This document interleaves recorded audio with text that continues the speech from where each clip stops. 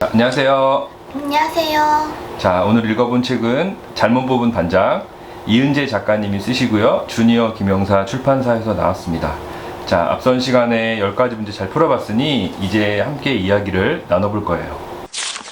먼저 전체적인 소감과 후기에 대해서 간단히 이야기를 나눠보자. 주인공 로운이가 반장이 되면서 성장하는 아주 따뜻한 이야기였어. 친구들 이야기도 많이 나오지만 기본적으로는 가족에 대한 이야기 같아. 근데 책 제목이 왜 잘못 뽑은 반장인 것 같아? 로운이를 이제 황제가 잘못 뽑은 반장이라고 그랬잖아.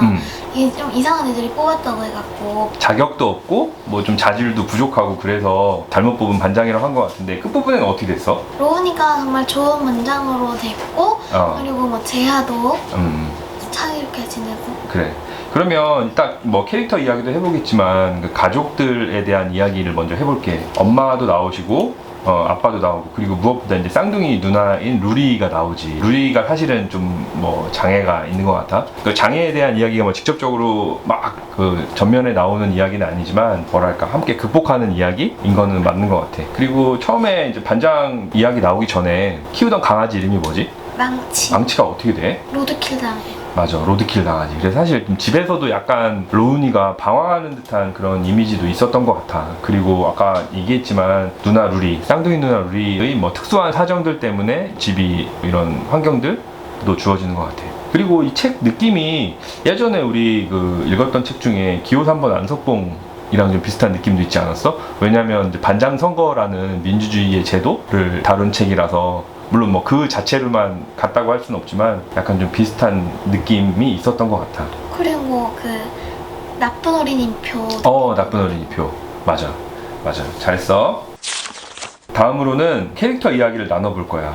그 주인공인 로운. 학교에 이런 아이 꼭 있지 않아? 그치? 지금도 막 생각나는 친구들이 있나? 예전에 같은 반에 있던 친구들도 있고, 장난꾸러기이면서 캐릭터 정말 확실한 애들 있잖아, 그치? 생각이 있는 애들도 있고 잘 생각 없이 막 하는 애들도 있고. 그런데 근데 로운이는 정말 문제아야?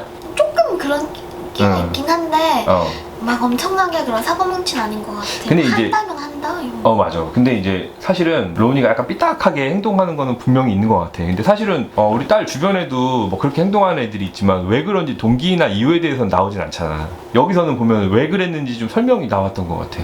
보면은 집안의 이런 가족 사이의 환경?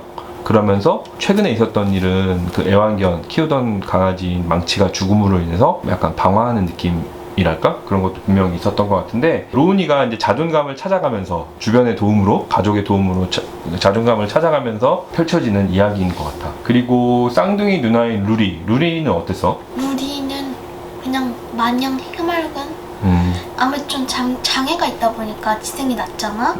그래서 생각하는 것도 약간 5살 느낌.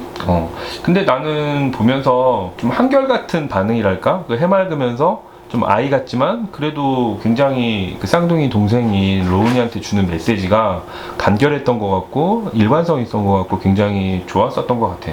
그런 메시지를 주려고 나오는 캐릭터는 아니었지만. 그리고 엄마는 어땠어? 엄마는 그냥 되게 루리를 좀 아껴주는 것 같아, 아무래도. 그치. 그러니까. 그리고 또 좀 약간 로운이한테 배려나 이렇게 헌신을 약간 좀 강요랄까? 뭐 강요는 아니지만 누나 루리를 많이 배려를 해줘야 된다라고 하니까, 사실은 로운이도 뭐 자기 욕구가 항상 좀 불만이 있어서 엄마한테도 좀 불편한 부분이 있었던 것 같긴 해. 그리고 아빠 나오잖아. 근데 보니까 아빠는 약간 주말부부 같아? 그치. 그럼 누나 루리는 쌍둥이 로운이를 어떻게 생각할까? 루리가 어떻게 대해줘? 아까 말했던 것처럼 한결같게. 로운이 반장 나가, 내가 뽑아줄 거야. 그러면서 또 명찬이 반장 이야기도 해주고, 그러면서 사실 로운이가 뭔가 그 자기 생각을 바로잡을 수 있는 계기를 마련해주는 사람, 가장 가까운 사람 중에 한 명이었던 것 같아. 그리고 우리 잘못 뽑은 반장에서 반장 선거에 출마하게 된 직접적인 계기를 제공한 사람, 친구가 있지. 단짝 친구 대광이. 그치. 사실은 아까 문제에서도 풀어봤지만 대광이 축구화를 정말 한번 신어보고 싶어서 반장 선거에 나가기도 하지.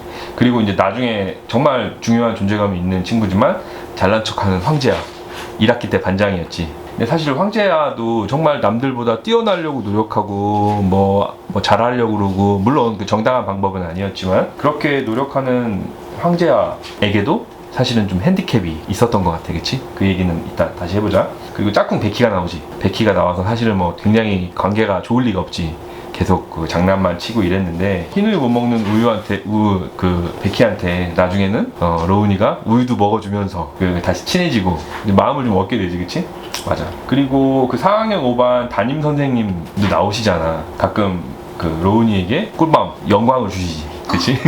근데 그 선생님 중에 나 미술 선생님 좀 계셨잖아. 근데 조금 아빠는 읽으면서 좀 불편하더라. 미술 선생님이 조금 좀 선생님 같은 모습은 아니었던 것 같아서 아쉽기도 하고 조금 약간 좀 화나는 부분도 분명히 있었던 것 같아. 자, 그리고 아까 아빠가 처음에 이 이야기는 친구들 이야기도 나오지만 가족에 대한 이야기라고 했잖아. 그러면 사실 재아 이야기가 막 본격적으로 나오지 않지만 재아도 숨겨진 가족 이야기, 그런 환경에 대한 이야기도 간단히 나왔던 것 같아. 자, 이런 캐릭터들 이야기 잘 나눠봤어. 잘했어.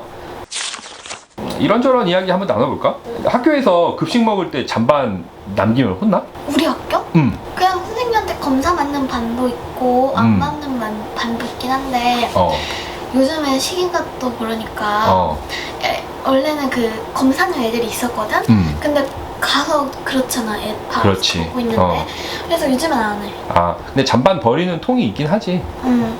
뭐 친구들끼리 먹어주고 이런 거는 사실은 요즘엔 상상도 못하는 일이지. 네. 그치? 내가 방송부거든? 응? 그래가지고 거기서 뭘 영상을 찍는데 거기에서 하지 말라고. 그래.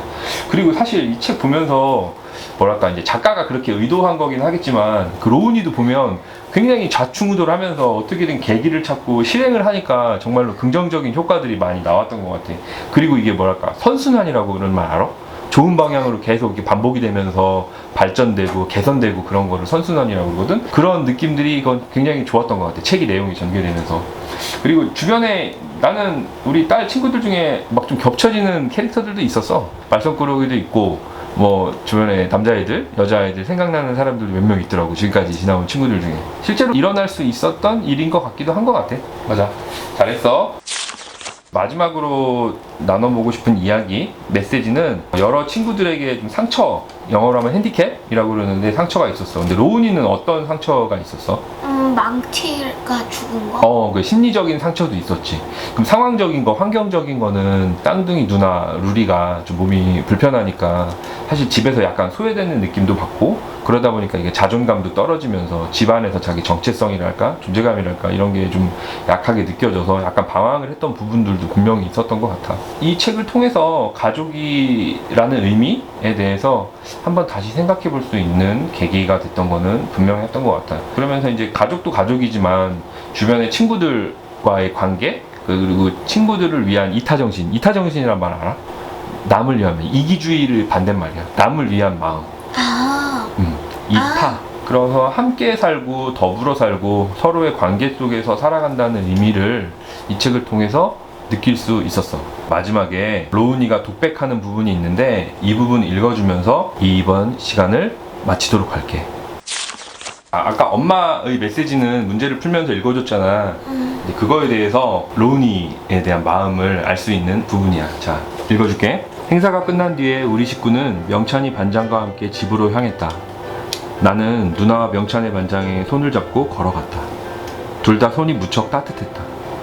유난히 맑게 울려 퍼지는 누나의 웃음소리를 들으며 걷는 동안 나는 이제 망치가 살던 집을 치워야겠다고 결심을 했다. 망치는 나한테 누나가 어떤 사람인지 알려주려고 떠난 거야.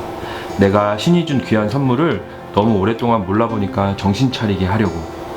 분명히 그랬을 거야. 망치는 누나가 죽인 게 아니야.